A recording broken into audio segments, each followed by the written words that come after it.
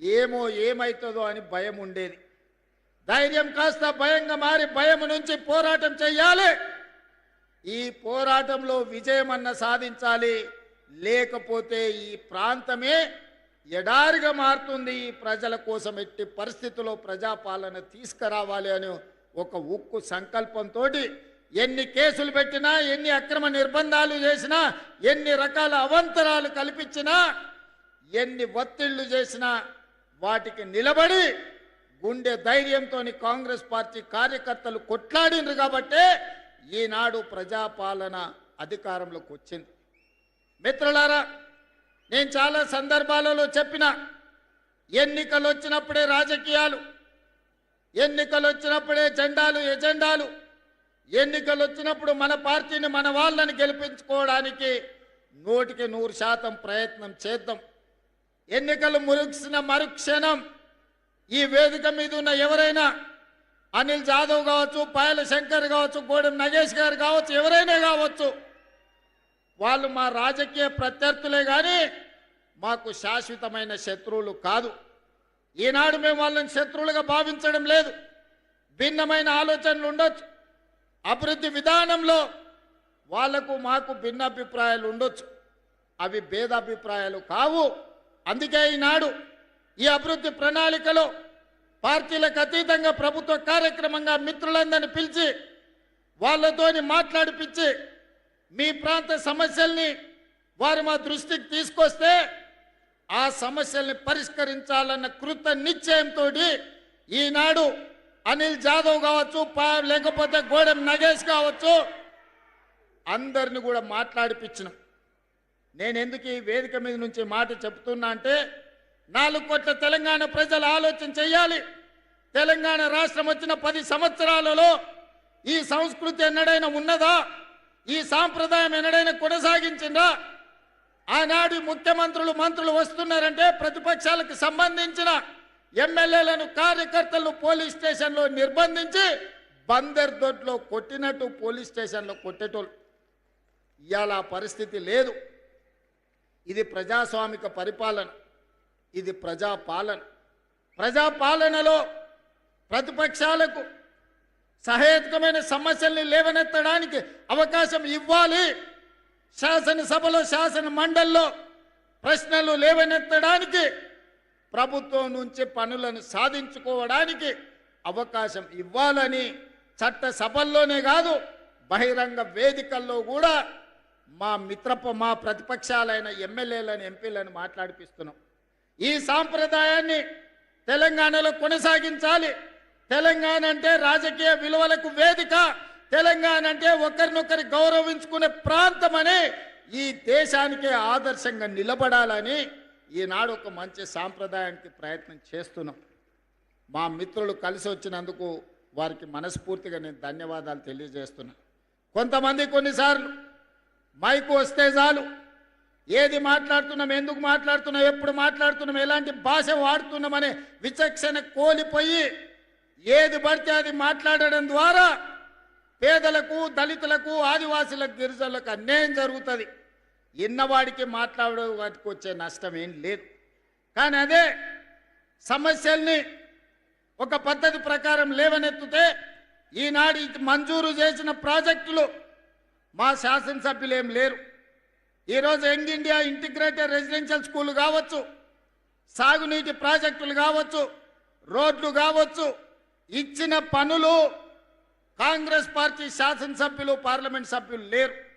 లేకపోయినా ఇది పేదలకు అన్యాయం జరగకూడదు, పేదలకు మేలు జరగాలి, ఈ ప్రాంతంలో అభివృద్ధి పెంచాలి అని ఈనాడు ఇన్ని పనుల్ని మంజూరు చేసి ఈరోజు 1250 కోట్ల రూపాయలతోని మా మిత్రులు బట్టి విక్రమార్క గారు ఉదయం బయలుదేరే ముందు నాకు ఒక ఫోన్ చేసిరు.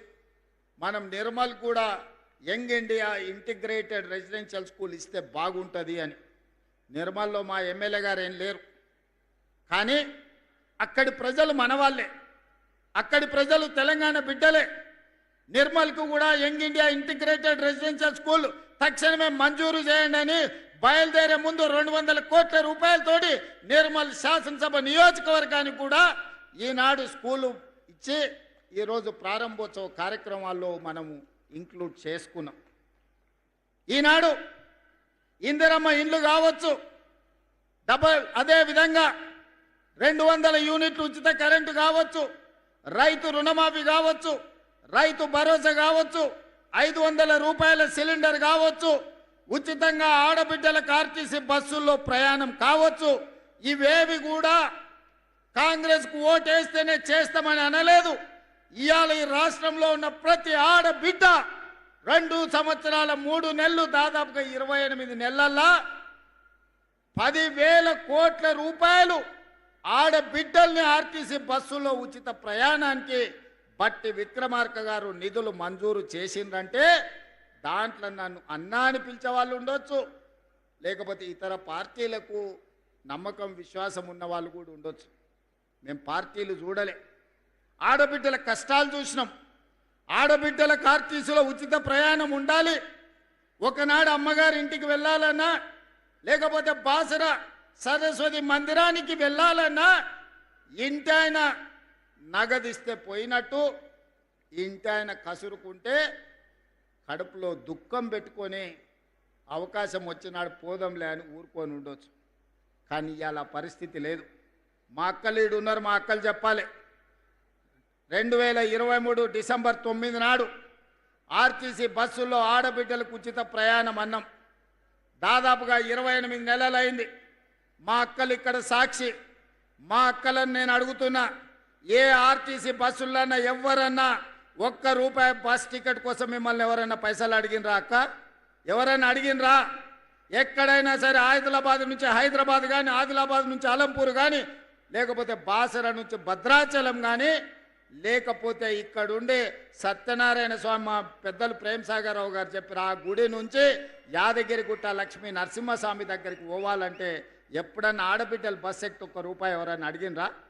అడిగినరా అక్క? అడిగినరా? నేను ఆయననే చెప్పిన, ఎవరన్నా మిమ్మల్ని బస్సు టికెట్కు పైసలు అడిగితే మీ తమ్ముని ఫోటో బ్యాగులో పెట్టుకోండి, మా తమ్ముడు పట్నంలో ఉంటాడు, బస్ కిరాయి పైసలు గాడిస్తాడు, తీసుకోపో అని చెప్పి ఆయనకి చెప్పుర్రి అని. ఆయన నుంచి ఇవాళటి వరకు 10,000 కోట్ల రూపాయలు ఇవాళ మా ఆడబిడ్డల కోసం ఈ ప్రభుత్వం ఉచిత బస్సు ప్రయాణానికి ఖర్చు పెట్టింది. ఇవాళ మా ఆడబిడ్డలు ఈడు ఉన్నారు, మీ ఇళ్ళల్లో కరెంట్ ఉన్నది, మీ కళ్ళల్లో ఆనందం కనిపిస్తుంది.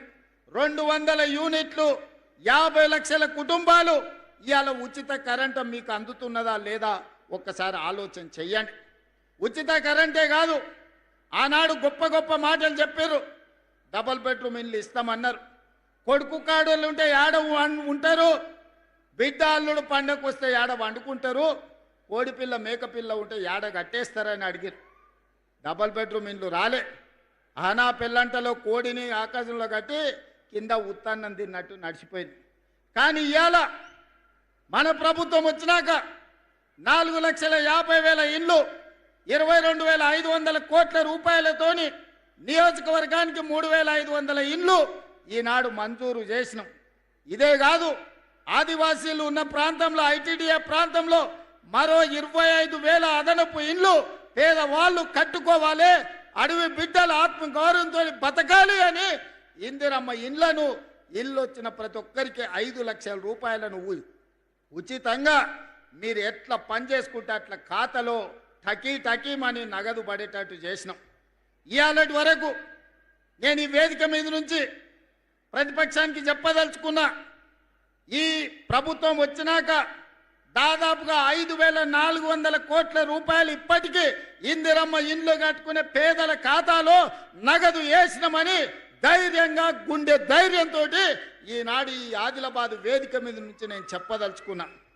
ఎన్నడైనా పేదోడు ఆత్మగౌరవంతో బతకాలి, పేదవాడికి సొంత ఇల్లు ఉండాలి అని ఎన్నడైనా ఆలోచన మీరు చేసిండ్రా? 500 రూపాయలకు సిలిండర్ ఇవ్వాలన్న ఆలోచన మీకు వచ్చిందా?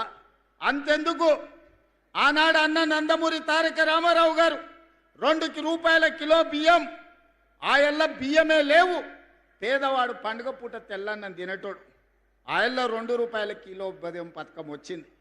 40 ఏళ్ళు అయిపోయింది. ఇంకా గవ్వే దొడ్డు బియ్యం తినాలంటే కాలం మారింది, పంట మారింది, చదువులు మారినాయి, విజ్ఞానం పెరిగింది. ఇవాళ దొడ్డు బియ్యంతో అన్నం తినే పరిస్థితి లేదు, పసులకు దాన పెట్టే పరిస్థితి వచ్చింది. సన్న బియ్యంతో పేదవాడి కడుపు నింపాలన్న ఆలోచన ఎవరికైనా వచ్చిందా? ఇవాళ నేను ధైర్యంగా ఈ వేదిక మీద నుంచి చెప్పదలుచుకున్నా, 3,17,00,000 తెలంగాణ బిడ్డలకు ఒక్కొక్కరికి 6 కిలోల చొప్పున ఇవాళ సన్న బియ్యం పేదలకు అందిస్తున్నాం.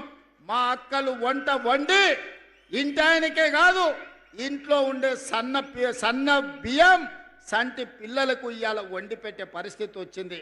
మా అక్కలే సజీవ సాక్షి. ఇవాళ రేషన్ షాపుల్లో లైన్లో నిలబడి సన్న బియ్యం తీసుకొని ఇంటికి పోతున్నారు. ఆయల్లా దొడ్డు బియ్యం ఇస్తే రేషన్ షాపోడే అక్కడి నుంచి అక్కడనే కిలోకి 10 రూపాయలు నగదు ఇస్తే ఇచ్చినట్టు చేసి మిల్లర్ల మాఫియా, దళార్ల మాఫియా ఆయల్ల బియ్యం పథకాన్ని తూట్లు పొడిచిండ్రు. ఇవాళ తెలంగాణ రాష్ట్రంలో దేశంలో ఎక్కడా లేదు ఈ పథకం. దేశంలోనే మొట్టమొదటిసారి తెలంగాణ రాష్ట్రంలో 3,17,00,000 తెలంగాణ బిడ్డలకు 6 కిలోలు సన్న బియ్యం ఇవ్వడం ద్వారా ఈరోజు ఆత్మ గౌరవంతో మనం అన్నం తినడమే కాదు, సంటి పిల్లలకు వండి పెట్టే పరిస్థితి ఈరోజు మన రాష్ట్రంలో వచ్చింది. ఈ విధంగా చెప్పుకుంటూ వెళ్తే ఆడబిడ్డల్ని ఆర్టీసీలో బస్సుల్లో ఉచిత ప్రయాణమే కాదు, 1000 ఆర్టీసీ బస్సులకు యజమానులను చేసినాం. సోలార్ విద్యుత్ ఉత్పత్తి అదానీ అంబానీలు కాదు, మా ఆడబిడ్డలకు 1000 మెగావాట్లు ఇచ్చినాం. హైటెక్ సిటీ పక్కన 1000 కోట్ల రూపాయల స్థలాన్ని ఇచ్చి మా ఆడబిడ్డలు తయారు చేసే వస్తువులను ఈరోజు హైటెక్ సిటీ పక్కన అమ్మే విధంగా అంతర్జాతీయ మార్కెట్ ఈరోజు మనం కల్పించినాం. ఇవన్నీ సంక్షేమం ఒక ఎత్తు. సంక్షేమం గురించి మా మిత్రులు పట్టి విక్రమార్క గారు చెప్పినారు. ఇవాళ ఈ వేదిక మీద నుంచి 4-5 విషయాలు నేను స్పష్టంగా చెప్పదలుచుకున్నా. మా మిత్రులు కొన్ని విషయాలు మాట్లాడారు.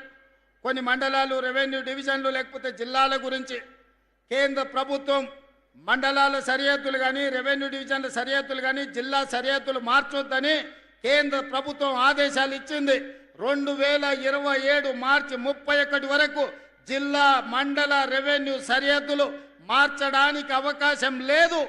ఆ తర్వాత ప్రభుత్వం ఒక జ్యుడిషియల్ కమిషన్ వేసి ఇలాంటి సమస్యలన్నింటిని కూడా ఆ కమిషన్కి ఇచ్చి బోత్ ప్రాంతం రెవెన్యూ డివిజన్గా మార్చాలని మిత్రులు అడిగినారు కదా. ఆ కమిషన్ ద్వారా ఆ రోజు ఈ సమస్యకు పరిష్కారం చూపించే ప్రయత్నం చేద్దాం.